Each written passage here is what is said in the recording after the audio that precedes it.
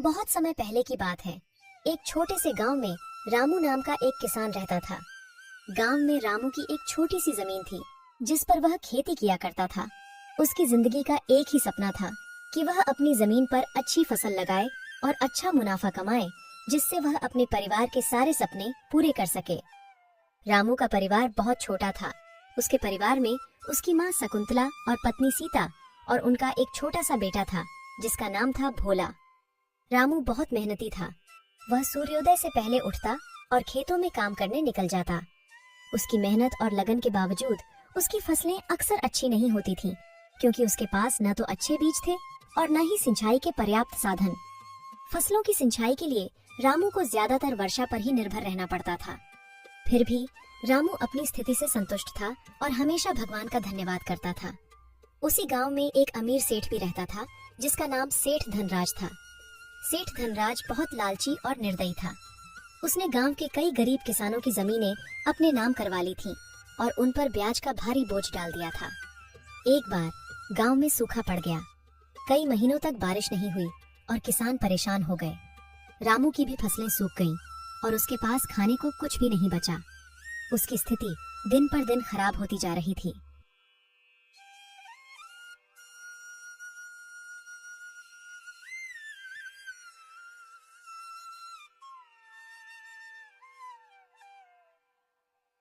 भाई, इस साल तो बड़ी मुसीबत आ पड़ी है। हमारे सारे खेत सूख गए हैं, फसल का नामो निशान नहीं बचा। अब हम क्या करेंगे? हाँ रामू, मेरी भी सारी फसल बर्बाद हो गई। बच्चों के खाने के लिए अनाज तक नहीं बचा है। समझ में नहीं आ रहा कि इस संकट से कैसे निपटेंगे। सरकार ने तो कुछ मदद का वादा किया था, लेकिन अब तक कुछ नहीं हुआ। हमें कुछ करना होगा, वरना भूखे मर जाएंगे। मुझे लगता है हमें सेठ जी से मदद मांगनी चाहिए।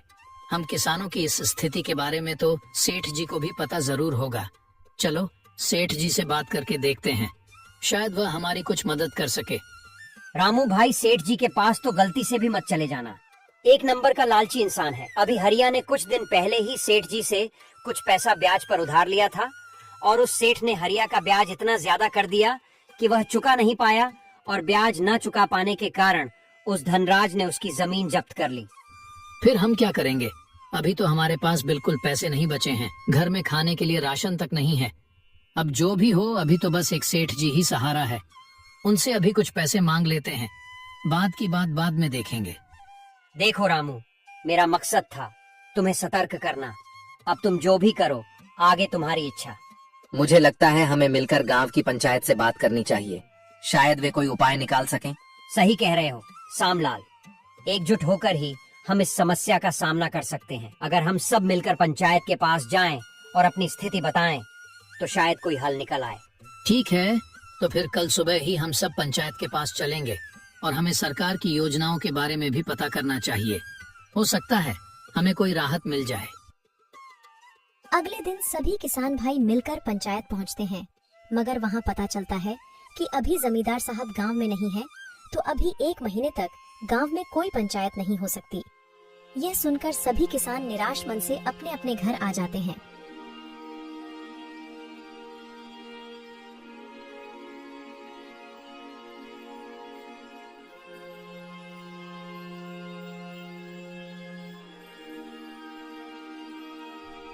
सीता, अब क्या होगा? हमारी सारी फसल सूख गई है, खाने को कुछ भी नहीं बचा। हमें कहीं से मदद नहीं मिली तो हम भूखे मर जाएंगे। आप ज्यादा चिंता मत करो, भगवान ने हमें अब तक संभाला है, आगे भी वह हमारी मदद करेंगे। हमें धैर्य रखना होगा। सीता, मैंने सेठ धनराज से कर्ज लेने का सोचा है। शायद वही हमारी मदद कर सके, लेकिन मुझे डर है कि उनकी शर्तें बहुत कठोर होंगी। हाँ, मैं जानती हूँ कि सेठ धनराज बहुत लालची है, लेकिन अब भी हमारी स्थिति ऐसी है कि हमें कुछ न कुछ करना ही पड़ेगा।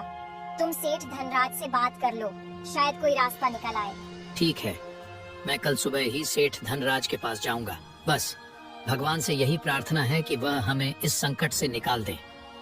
आखिरकार भूख से मजबूर होकर रामू ने सेठ धनराज से मदद मांगने का निश्चय किया। आओ आओ रामू, क्या हाल है? सुना है तुम्हारी फसलें इस साल बुरी तरह सूख गई हैं।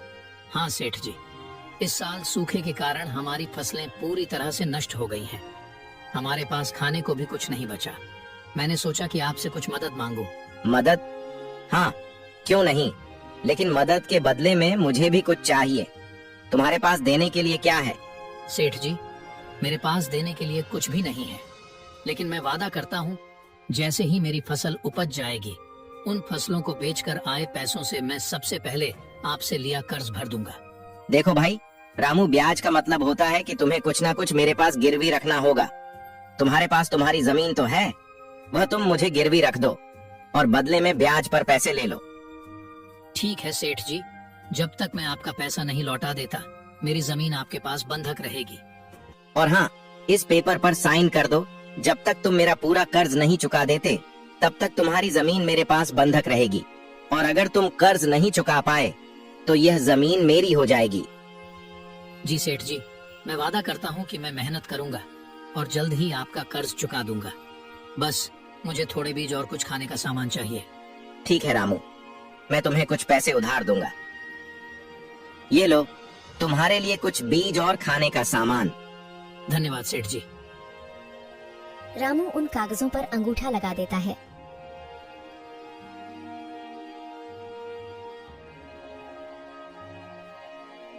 सीता सेठ धनराज ने हमें कर्ज तो दे दिया, लेकिन उसने हमारी जमीन बंधक रख ली है। अगर हम समय पर कर्ज नहीं चुका पाए तो हमारी जमीन उसकी हो जाएगी। हमें हिम्मत नहीं हारनी चाहिए। हम मेहनत करेंगे और इस साल अच्छी फसल उगाएंगे। हमारी मेहनत और ईमानदारी हमें बचाएगी। हमें बस एक दूसरे पर विश्वास रखना होगा। तुम सही कह रही हो सीता, हम मिलकर मेहनत करेंगे और इस बार हमारी फसल जरूर अच्छी होगी। भगवान हमारे साथ हैं। सीता, ये लो, इसमें कुछ बीज है और कुछ खाने का सामान। तुम अभी इन बीजों को संभाल कर रख दो। मैं कल सुबह उठकर सबसे पहले खेतों में बीज की रोपाई करूंगा, और इसमें जो खाना है वह तुम सबके निकाल कर ले आओ। अगले दिन से ही रामू खेतों पर कड़ी मेहनत करने लगता है। वह खेतों में बीजों की रोपाई और रोज सिंचाई किया करता था।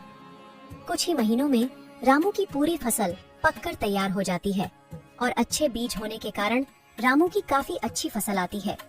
इस बार उसकी प्रार्थना भगवान ने भी सुन ली थी, और गांव में इस बार जमकर बारिश हुई। खेतों की सारी फसलें लहलहा ही रही थीं।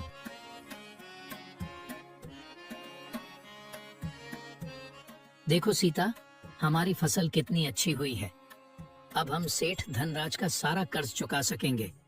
हाँ जी, फसल तो हमारी बहुत ही अच्छी हुई है। हम आज से ही कटाई का काम शुरू कर देंगे और जल्दी से सारी फसलों को बेचकर आए पैसों से सबसे पहले सेठ जी के पैसे वापस कर कर अपनी जमीन छुड़ा लेंगे। सभी किसान बहुत खुश थे।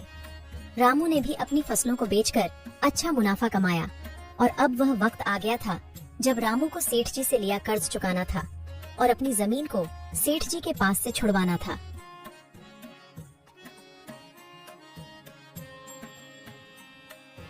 सीता, फसलों को बेचकर हमें काफी अच्छा मुनाफा हुआ है।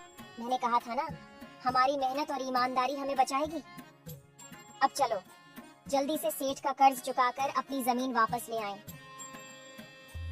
दोनों सेठ धनराज के घर जाते हैं। सेठ जी, यह लीजिए, आपके पैसे जो मैंने आपसे कर्ज लिया था उसका पूरा ब्याज मिलाकर ये पैसे हैं। अब आप हमें हमारी जमीन वापस कर दीजिए। यह तो बहुत ही कम पैसे हैं। तुम्हारा कर्ज अब पहले से भी ज्यादा हो गया है, क्योंकि तुमने समय पर ब्याज नहीं चुकाया। अब तुम्हें और मेहनत करनी होगी। पर सेठ जी, आपने तो कोई निश्चित तारीख नहीं बताई थी। आपने तो कहा था कि जब पैसे आ जाए तो तुम यह जमीन छुड़वा सकते हो, और अब आप कह रहे हैं कि हमने समय पर ब्याज नहीं चुकाया। सेठ जी, मैं तो समय पर ही ब्याज देने आया हूँ। जैसे ही मेरी फसल पककर तैयार हुई, मैं फसलों की कटाई शुरू कर दी, और फसलों को बेचकर जो पैसे मिले उसे सीधा आपके पास ही लेकर आया हूँ। देखो रामू, इस कागज पर साफ साफ लिखा है, अगर तुमने 15 दिनों के अंदर ब्याज के लिए हुए पैसे वापस नहीं किया तो यह जमीन मेरी हो जाएगी, और अगर उसके बाद भी तुम्हें अपनी जमीन वापस चाहिए तो तुम्हें 20% और ब्याज देना होगा। यह अन्याय है। हमने पूरी रकम चुकाई है। आप हमारे साथ ऐसा नहीं कर सकते। यही सच है। अगर तुम्हें अपनी जमीन वापस चाहिए तो 20% ब्याज का पैसा लेकर आओ। अब जाओ और ज्यादा मेहनत करो। अभी तो हम जा रहे हैं सेठ धनराज जी, पर याद रखना मैं अपनी जमीन तुमसे वापस लेकर ही रहूंगी। तुम्हारी बेईमानी के बारे में मैं सारे गांव वालों को बताऊंगी कि किस तरह तुम गरीब और भोले भाले किसानों का फायदा उठाते हो। सीता और रामू निराश मन से सेठ जी के घर से आ गए और सेठ जी द्वारा किए गए धोखे को गांव के सभी किसानों को बताया। ये बात सुनकर गांव के सभी किसान बहुत क्रोधित हो गए। यह सेठ धनराज अपने आप को समझता क्या है? अगर ऐसा ही चलता रहा तो देख लेना एक दिन यह सेठ हम सभी किसानों को ले डूबेगा। हमें सेठ के खिलाफ कुछ न कुछ तो करना ही होगा। हाँ, लेकिन सबसे पहले यह सोचो कि रामू की जमीन उस सेठ धनराज से कैसे छुड़वाएं। वह सेठ तो ये जिद करके बैठा है कि रामू 20% ब्याज और ज्यादा देगा तभी उसकी जमीन वापस करेगा। हमें पंचायत में जाकर इसकी शिकायत करनी चाहिए। अब तो जमींदार साहब भी घर आ गए होंगे। लेकिन मुझे लगता है एक बार हमें सेठ धनराज से भी बात कर लेनी चाहिए। अगर सेठ धनराज प्यार से मान जाता है तो ठीक, वरना फिर हम पंचायत में ही इसकी शिकायत करेंगे। सभी किसान मिलकर सेठ धनराज के पास पहुंच जाते हैं। सेठ धनराज जी, आपने रामू की जमीन को क्यों हड़प रखा है? आप उसकी जमीन वापस कर दीजिए। आपको रामू ने जब सारे पैसे दे दिए हैं तो आप उसकी जमीन वापस क्यों नहीं कर रहे हैं? तुमसे किसने कहा कि रामू ने सारे पैसे वापस दे दिए हैं? रामू ने बस कुछ पैसे वापस दिए हैं, बाकी ब्याज के पैसे देने अभी बाकी है। जब तक वह पैसे मेरे हाथ में नहीं आते रामू की जमीन वापस नहीं मिलेगी। देखिए सेठ जी, इतना तो हमें भी पता है कि आप ब्याज पर पैसे देने के बदले हम गरीब किसानों को बहुत भारी लूटते हैं। अगर आप रामू की जमीन सीधे सीधे वापस नहीं करेंगे तो हम पंचायत में जाएंगे, और अगर एक बार आपका नाम हमने पंचायत में दे दिया तो आपको भी पता है कि पूरे गांव में आपकी कितनी बदनामी होगी। तो आप सीधे सीधे अगर रामू की जमीन वापस कर सकते हैं तो कर दीजिए, वरना हम पंचायत में जाएंगे। पंचायत का नाम सुनकर सेठ धनराज थोड़ा घबरा जाता है। अगर यह बात पंचायत तक पहुंच गई तो पूरे गांव में मेरी बहुत बदनामी होगी। नहीं नहीं, मैं ऐसे होने नहीं दे सकता। लगता है इस रामू की जमीन वापस करनी ही पड़ेगी। एक काम करता हूँ, इसकी जमीन वापस कर ही देता हूँ। कम से कम गांव में मेरी इज्जत तो बनी रहेगी। अरे किसान भाइयों, इतना क्यों नाराज होते हो? एक जमीन ही तो है। ठीक है रामू, मैं तुम्हारी जमीन तुम्हें वापस करता हूँ और तुम्हें अब कोई ब्याज देने की भी जरूरत नहीं है। तुम्हारा ब्याज मैंने माफ कर दिया है। इस घटना ने रामू को सिखाया कि मेहनत और ईमानदारी से हर मुश्किल को पार किया जा सकता है। साथ ही गांव के लोगों ने भी सीखा कि एकता में बल होता है। रामू और उसका परिवार अब खुशी खुशी अपने खेतों में काम करते हैं और गांव के लोग भी मिलकर एक दूसरे की मदद करते हैं। इस प्रकार गरीब किसान रामू ने अपनी मेहनत, ईमानदारी और गांव की एकता से अपनी जमीन और इज्जत दोनों को बचा लिया।